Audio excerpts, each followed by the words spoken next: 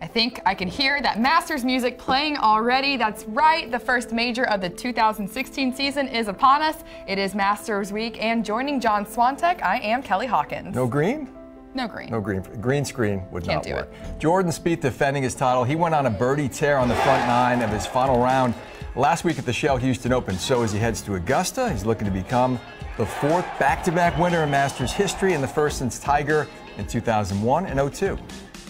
Here's a look inside the field of 89 competitors scheduled to comprise the field at the 80th Masters. The top 49 of 50 in the official World Golf ranking will be teeing it up this week. We are missing Jim Furyk and 23 of the top 30 in the 2016 FedEx Cup standings. We have 16 past Masters champions, 18 first-timers, 6 amateurs, and 3 left-handers. So when you think of the Masters, you think of close calls, heartbreak, heartache. Whose name pops into your head? Kelly Hawkins. I make a mess of Amen Corner.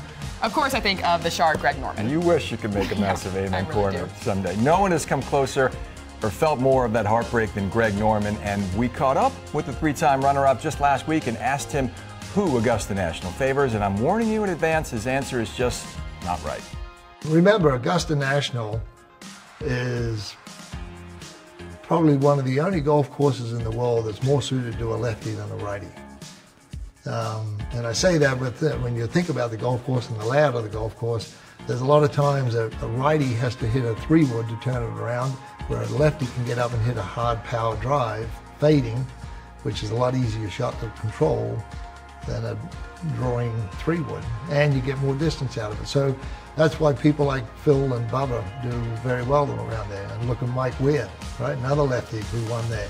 So when you look at the quality of players, don't even forget about Phil. You know, he's started to play a little bit better, and he loves that place.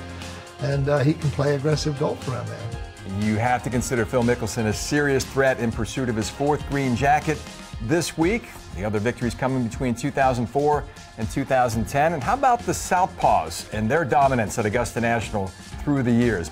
So Bubba won at Riviera this year and then got a second-place finish at Doral. Last time he did that, he got a green jacket. Nice work. Nice work. He is in love with this golf course. He just pulverizes it. Phil Mickelson also loves it. He's got more of a history there than Bubba, and every time Mickelson comes down Magnolia Lane, he's rejuvenated.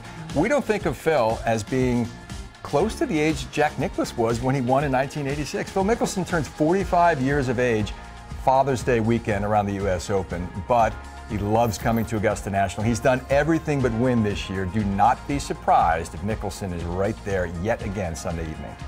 So we're just now getting to the #1 player in the world who also happens to be playing the best of anyone in the world on a course where he's been so close to the green jacket before. Yeah, maybe we're overthinking this a little bit. A 2nd and a 3rd place finish for Jason Day at the Masters in recent years, sandwiched around that WD in 2012 when he was dealing with an injury. 6 victories in his last 15 worldwide starts. Those are Tiger-esque numbers. This man is supremely confident. There are no weaknesses in his game, but oh, the pressure. It's a little bit different when you're the man you're expected to win.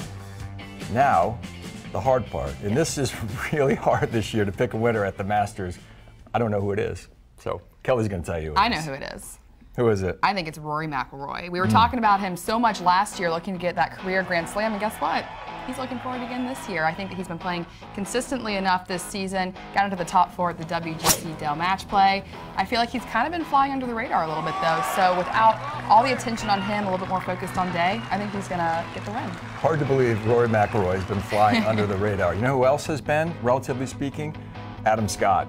We haven't been talking about Adam Scott. He was the guy who won the first 2 legs of the Florida swing. The question we had about Scott this year, how is he going to deal with the standard length putter since January 1? I think those questions have been resoundingly answered this year by Adam Scott, who will be slipping on his 2nd green jacket in the Butler cabin Sunday evening.